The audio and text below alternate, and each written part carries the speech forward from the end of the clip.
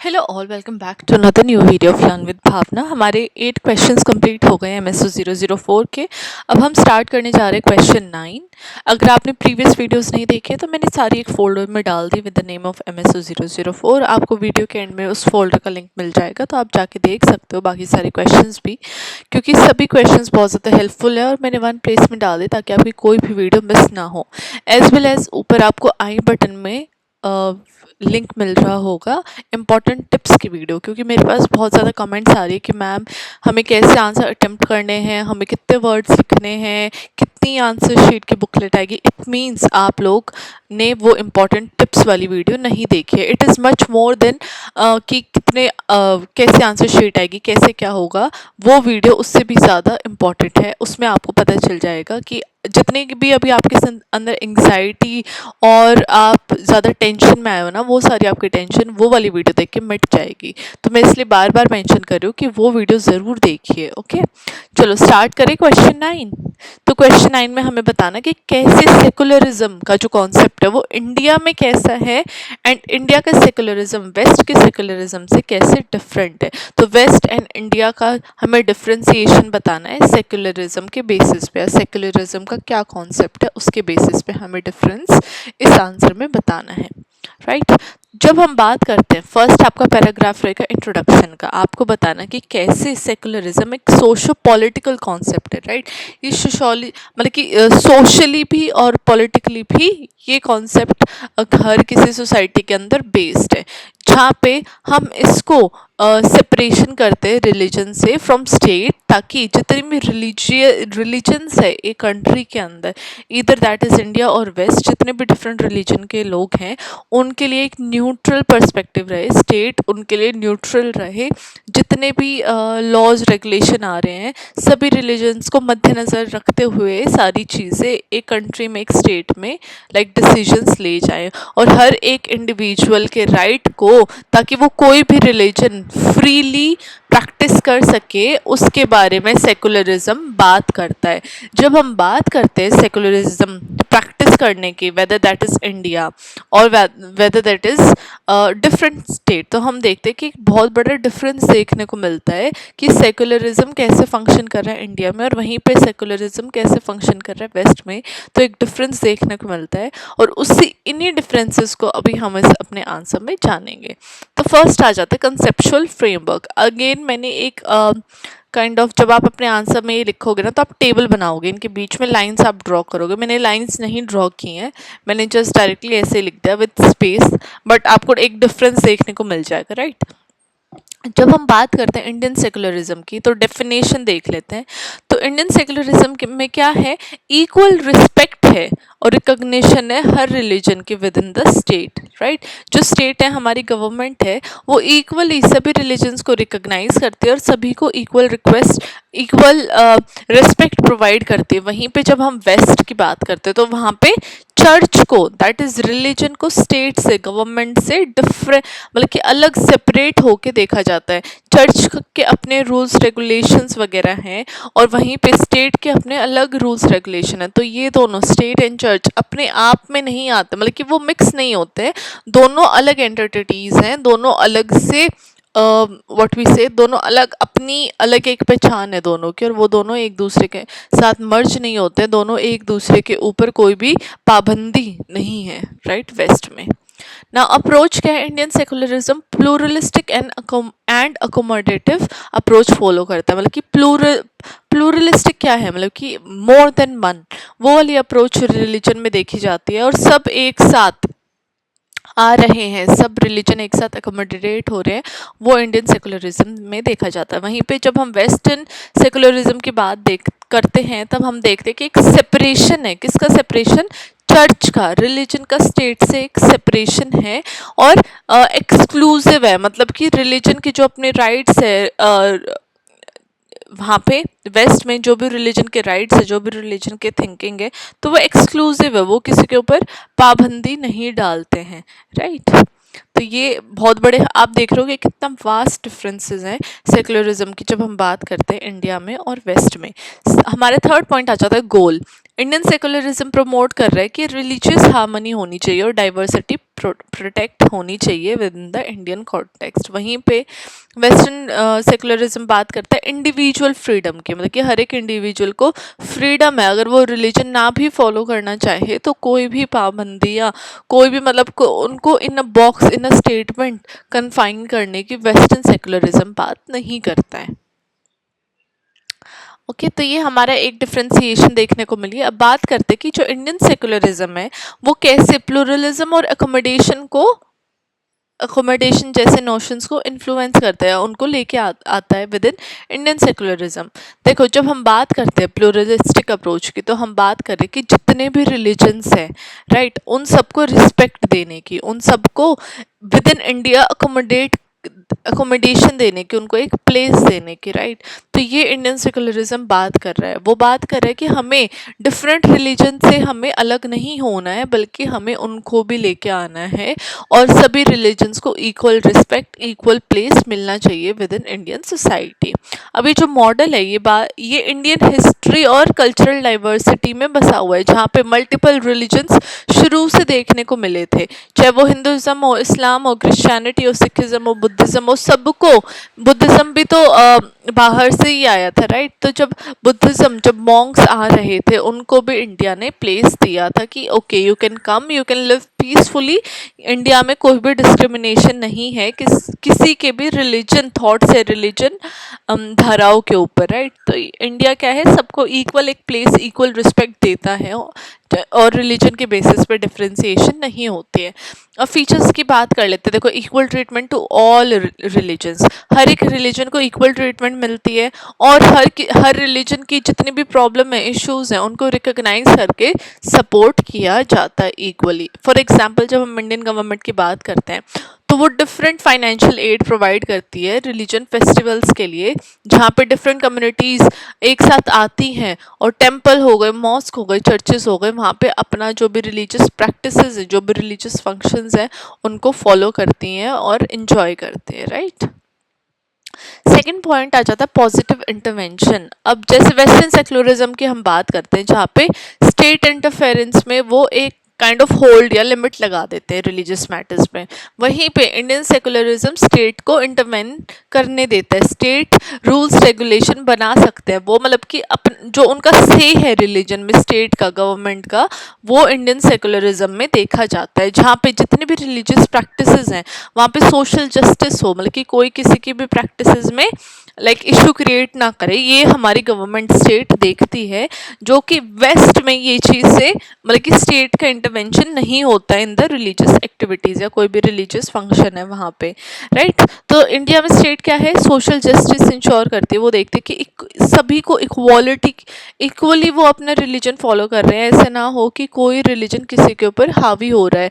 और माइनॉरिटी, अगर कोई माइनर रिलीजन्स है, उनके राइट्स को भी स्टेट इंश्योर करते कि वो प्रोटेक्ट करे किसी भी रिलीजन को, चाहे वो माइनर है, मेजर है, वट एवर, मतलब कि किसी को भी डिस्क्रिमिनेशन ना फेस करना पड़े।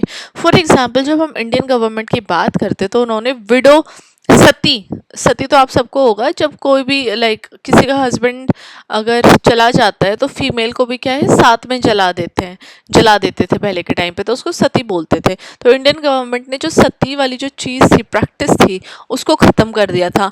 अनटचेबिलिटी को भी काफ़ी ज़्यादा ख़त्म कर दिया था, जहाँ पे उन्होंने इनके ऊपर बहुत ज़्यादा बड़े बड़े लॉज फॉर्म कर देते कि अगर आप अनटचेबिलिटी वाली चीज़ प्रैक्टिस करोगे, सती प्रैक्टिस करोगे, तो आपको ये हर्जाना भुगतना पड़ेगा। नाउ हमारा थर्ड पॉइंट आ जाता है प्रोटेक्शन ऑफ माइनॉरिटी राइट्स। अब इंडियन सेकुलरिज्म बात करते हैं कि जो रिलीजियस माइनॉरिटीज़ है, जो रिलीजन है, जो मतलब कि इतने ज़्यादा नंबर्स में नहीं है, उनके राइट्स को प्रोटेक्ट करने की भी बात इंडियन सेकुलरिज्म में आती है, ताकि वो मार्जिनलाइज्ड को प्रोटेक्ट करें और सोशल हारमनी उनके अंदर आए। फॉर एग्जाम्पल जब हम आर्टिकल 25 और 28 की बात करते हैं इंडियन कॉन्स्टिट्यूशन में, तो हम देखते हैं वो रिलीजियस फ्रीडम की बात करते हैं, राइट। ये दोनों आर्टिकल 25 एंड 8। वहीं पे आर्टिकल 29 एंड 30 बात कर रहे हैं कि माइनॉरिटीज़ को राइट प्रोवाइड करना, जहाँ पे वो अपने एजुकेशनल इंस्टीट्यूशंस, राइट, अपने रिलीजियस एजुकेशनल इंस्टीट्यूशन बना भी सकते हैं, और वहाँ पे जो भी पढ़ाई होती है रिलीजियस एजुकेशन जो होती है उसको वो कंटिन्यू भी कर सकते हैं, राइट। तो ये हमारा आर्टिकल 29 एंड 30 बात करता है। नाउ चैलेंजेस देख लेते हैं कि इंडियन सेकुलरिज्म में चैलेंजेस क्या क्या देखने को मिलते हैं। तो फर्स्ट आ जाता है कम्युनलिज्म। तो जितनी भी कम्युनल वायलेंस पहले देखने को मिली है, तो वो सेकुलरिज्म की जो आइडियल स्टेट है ना इंडिया की, उसके लिए एक टेंशन और चैलेंज क्रिएट कर देते हैं, क्योंकि कई बार डिफरेंट रिलीजन्स के बीच में लड़ाई वगैरह देखने को मिली है, वायलेंस देखने को मिली है, तो वो सेकुलरिज्म जो स्टेट है इंडिया की, उसके लिए एक चैलेंज क्रिएट हो जाता है। वहीं पे पॉलिटिसाइजेशन हो गया रिलीजन का, राइट। पॉलिटिकल जो पार्टीज हैं वो रिलीजन के बेसिस पे वोट मांगते हैं, रिलीजन के बेसिस पे जो सेकुलर वैल्यूज़ है जो हमारी कंट्री की, वो बोलते कि अगर ऐसा हो गया तो हम इस देश को ये वाला देश बना देंगे, वो कर देंगे, आपके लिए ये ले आएंगे, वो ले आएंगे। तो रिलीजन के बेसिस पे हमेशा से देखा गया है कि पॉलिटिकल पार्टीज़ बहुत ज़्यादा एक्सप्लॉइट करती हैं डिफरेंट रिलीजियस ग्रुप्स को, और वो गेन भी करना चाहती है voting rights of different religious people. मतलब कि वो पॉलिटिकल पार्टीज क्या कर देती है, डिफरेंट रिलीजन ग्रुप्स में इंडिया को डिवाइड कर देती है, रैदर देन क्या करना चाहिए कि सभी रिलीजियस ग्रुप्स को एक साथ एकजुट करना चाहिए पॉलिटिकल पार्टीज को। ना अब देख लेते हैं कि वेस्टर्न सेकुलरिज्म कैसे सेपरेशन और इंडिविजुअलिज्म के ऊपर बात करता है। जैसे हमने देखा भी इंडियन सेकुलरिज्म, वहीं पे वेस्टर्न सेकुलरिज्म उससे बिल्कुल डिफरेंट है। वो जैसे कि फ्रांस और यूएस में वेस्टर्न सेकुलरिज्म वाला नोशन फॉलो किया जाता है, जो कि एक स्ट्रिक्ट सेपरेशन है रिलीजन की स्टेट से। अभी जो मॉडल है ये हिस्टोरिकल कॉन्फ्लिक्ट्स को हटाने के लिए आया था, जहाँ पे काफ़ी ज़्यादा कॉन्फ्लिक्ट देखने को मिले थे चर्च और स्टेट के बीच में, particularly during the enlightenment and after the reformation। अब वेस्टर्न सेकुलरिज्म क्या बोलता है, एक स्ट्रिक्ट सेपरेशन होनी चाहिए, जो स्टेट है उसको न्यूट्रल रहना चाहिए, उसको किसी भी रिलीजियस इंस्टीट्यूशन या प्रैक्टिसेस के अंदर अपनी कोई भी एक्टिविटी नहीं करनी चाहिए। और रिलीजन को उन्होंने एक प्राइवेट अफेयर बोल दिया है लोगों का, राइट। तो उन्होंने बोला है कि जो रिलीजन है वो एक प्राइवेट अफेयर है, लोग उसको बंद दीवारों में अपना रिलीजन फॉलो करते हैं, बाहर तो ये शो ही नहीं होना चाहिए कि कौन इंसान किस रिलीजन से बेस्ड है, राइट। तो एक प्राइवेट अफेयर होना चाहिए रिलीजन का, और पब्लिक स्फेयर में उसको नहीं आना चाहिए। पब्लिक स्फेयर में सब सेक्युलर हो, सब अपने आप को उस कंट्री का सिटीजन बताएं, ना कि रिलीजन के बेसिस पे कोई भी भेदभाव या डिस्क्रिमिनेशन हो। एग्जाम्पल, जब हम फ्रांस की बात करते हैं तो लेसिटे एक कॉन्सेप्ट आया था, जहाँ पे उन्होंने रिलीजियस सिंबल्स या फिर कोई भी रिलीजियस फेस्टिविटीज़ को पब्लिक में डिस्प्ले करना बंद कर दिया था, राइट। कोई भी पब्लिक इंस्टीट्यूशन है, चाहे वो स्कूल्स हो गए, गवर्नमेंट ऑफिस हो गए, वहाँ पे वो अपने रिलीजियस सिंबल्स नहीं डिस्प्ले कर सकते थे।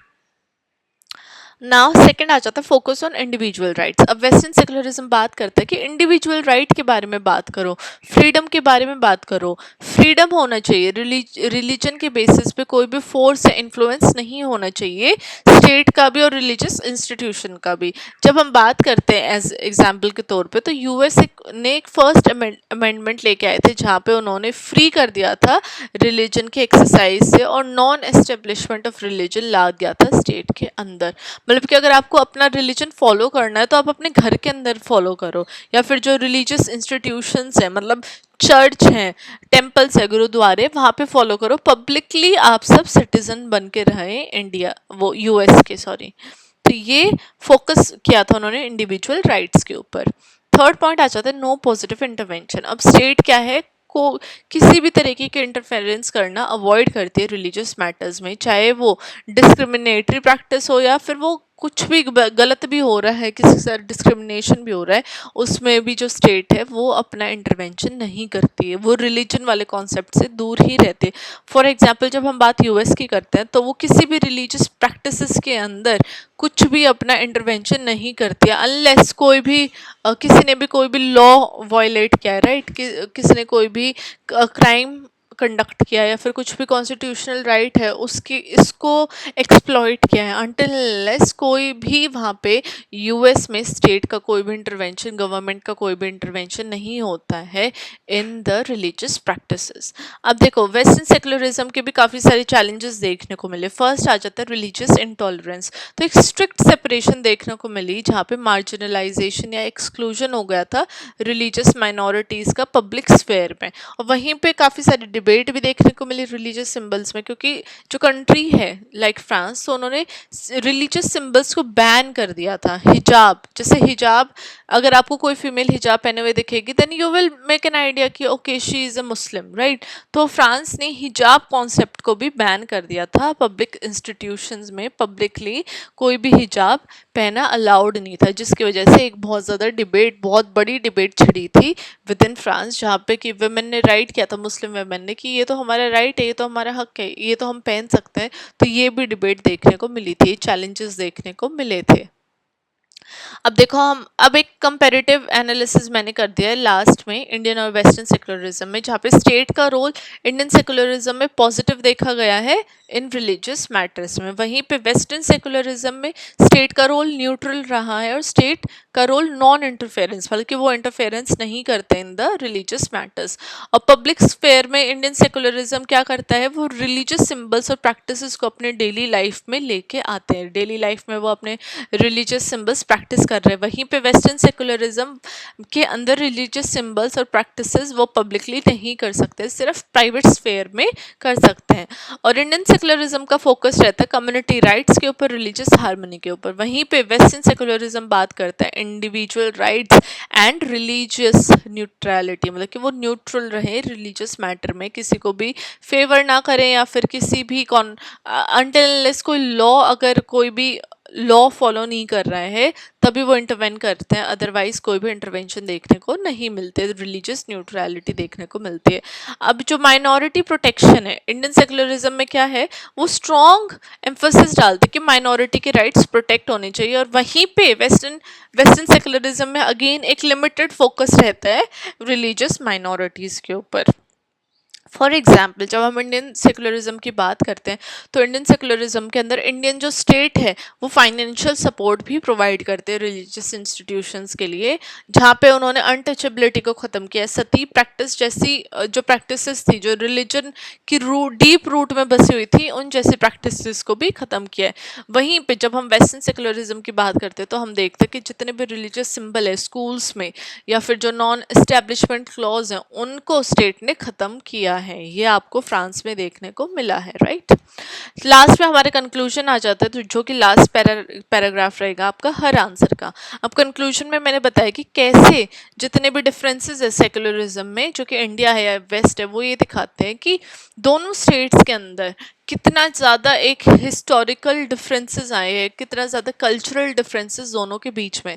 जहाँ पर इंडियन सेकुलरिज्म बात कर रहा है प्लूरलिज्म के ऊपर, अकोमोडेशन के ऊपर, और स्टेट का एक पॉजिटिव इंटरवेंशन देखने को मिलता है ताकि वो रिलीजियस डाइवर्सिटी मैनेज कर पाए और माइनॉरिटी के राइट्स को प्रोटेक्ट कर पाए। वहीं पे वेस्टर्न सेकुलरिज्म बात कर रहा है सेपरेशन की, न्यूट्रलिटी की और इंडिविजुअल फ्रीडम की, ताकि वो पब्लिक स्फेयर को प्रोटेक्ट कर सके रिलीजियस इन्फ्लुएंस से, राइट। अब ये दोनों मॉडल की अपनी खुद अपनी स्ट्रेंथ्स भी हैं और चैलेंजेस भी हैं। वहीं पे इंडिया जहाँ स्ट्रगल कर रहा है कम्युनल टेंशन्स के बीच में, मतलब कि कम्युनिटी में डिफरेंट रिलीजियस कम्युनिटीज़ के बीच में टेंशन है, लड़ाई टाइप माहौल कभी कभार बन जाता है और रिलीजन के बेस पे पॉलिटिक्स जो चलती है। वहीं पे वेस्टर्न नेशन फेस कर रहा है ऐसे डिबेट जहाँ पे रिलीजियस इंक्लूजन होनी चाहिए और माइनॉरिटी के राइट्स को स्टेट को आवाज़ उठानी चाहिए। तो सोशियोलॉजिकली जब हम देखते हैं सेकुलरिज्म को बहुत कॉन्टेक्स्ट में, तो काफ़ी ज़्यादा